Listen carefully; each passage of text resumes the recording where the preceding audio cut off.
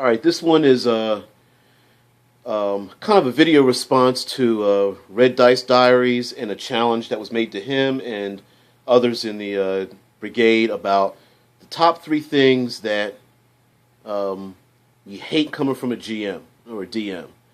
And can't say I haven't been guilty of doing these, but these are my top three. They're a bit on the outside. They're not as apparent, but I kind of wanted to make a point about it.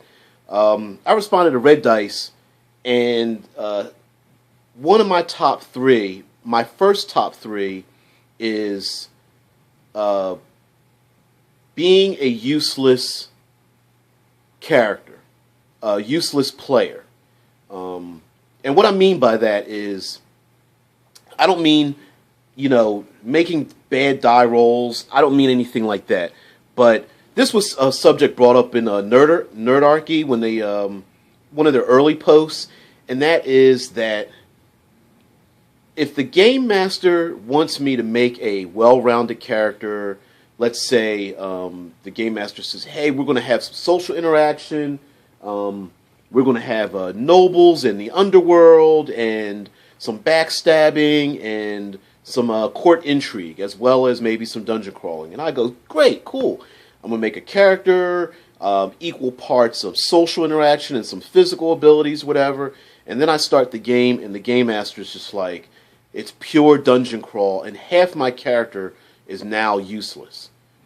Now, I don't mean that I specifically made a character that was useless, but I made a character based on what the game master decided he was going to have in his world, and then that part never comes up.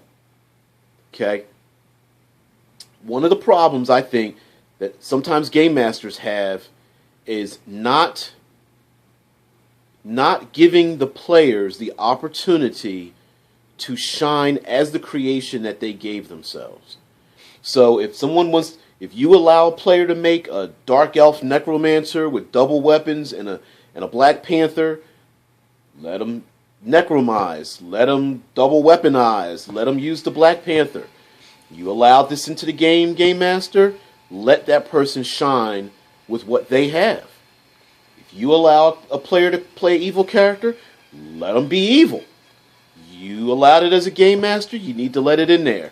You want to allow a backstabbing thief or assassin in your game, you got to let them backstab and thieve a little bit. You got to let them assassinate. You allow a paladin in there, you got to let them preach a little bit and cast off evil.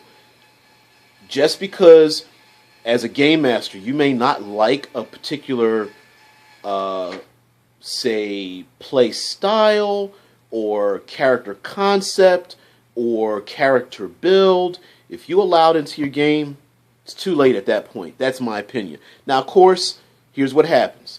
A lot of players try to come around the corner, making their old power builds and quadruple feated person made out of 18 different splat books and sneak it past the game master, which right there, that's a bunch of BS right there. If you have to sneak your character past somebody, you're a friggin' liar, and you're just trying to ruin the game.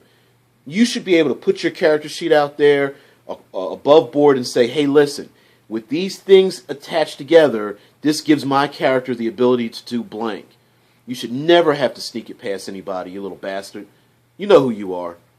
All right, here's my second one. As what I hate, I know I diverged a little bit. Here's my second one from Game Masters that I like. And like I said, I'm kind of coming around the corner a little bit. So my first one is making a character that ends up being useless in the game. My second one is a game master that belittles the players. Belittles them when they make semi-idiotic decisions. Belittles them when the dice rolls aren't good, belittles them for exploring your world not in the pace or manner in which you wanted them to do it. It's the game master that goes, "Ha ha ha, you rolled a 6, your character sucks." Like Red Dice was saying, just because your character didn't make a roll doesn't mean it was a botch and that they look stupid. Game masters out there that are out there just to belittle people, to laugh at every little idiosyncrasy, to take the opportunity to point out every weakness in a player, dude or lady, if you're doing that, you suck. Just put the dice down, give away your books, and stop playing if you're going to be like that. Belittling people. Really? Really? We're a bunch of nerds and geeks out here role-playing. And you have the nerve to want to belittle somebody else for what they've done?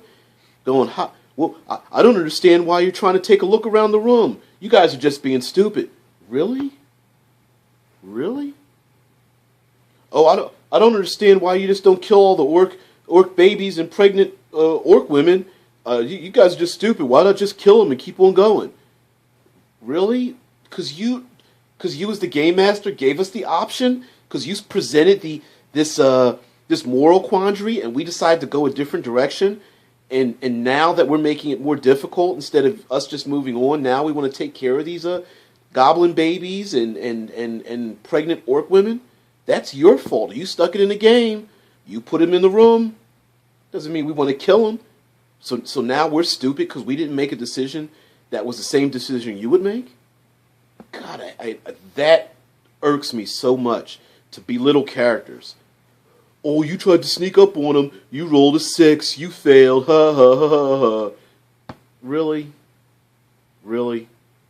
Belittling people sucks, and you need to stop it. Now, my third one about what I hate about game masters, my worst thing about game masters is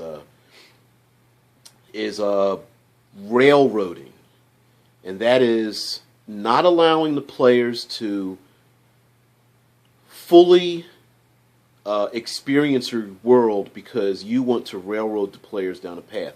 Now, I've done my railroading, and I probably will continue to do so, but you want to give at least the illusion of choice and allow people to, like a rubber band, expand outwards from your realm, even if they snap back into line and continue down the same path. Okay? Allow people to stretch the boundaries out. Players invariably want to tap the boundaries of your world. Just like people play video games and always trying to head to the outer edges of the world, it's the same thing in role-playing games. We like to test and prod and poke the outer reaches of your game world. Let us do it a little bit before we move on. All right? By not allowing the rogue to sneak, the fighter to break, or the wizard to do something, because only the cleric can make the roll that allows us to go into the next room, is just stupid. Okay? Allow opportunities for development and advancement, and allow the opportunity for some great ideas to break out of the mold, break away from the railroad. Who knows? You might even discover something. So those are my top three. Top three most hated things from game masters. Making a character and finding out that character is completely useless in your game.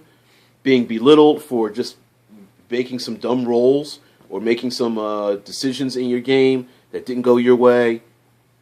And lastly, not being able to get off the railroad. So anyway, guys, it's a new year. As always, create, don't destroy. Thanks for being patient with me. Thanks for not sending in hate mail. And love you guys. Hopefully, I will be posting quite a bit more. Not as much because my internet providers throttled the hell out of my downloads. But I will add more. And as always, thanks a lot, guys, and have a good evening, or day, or afternoon.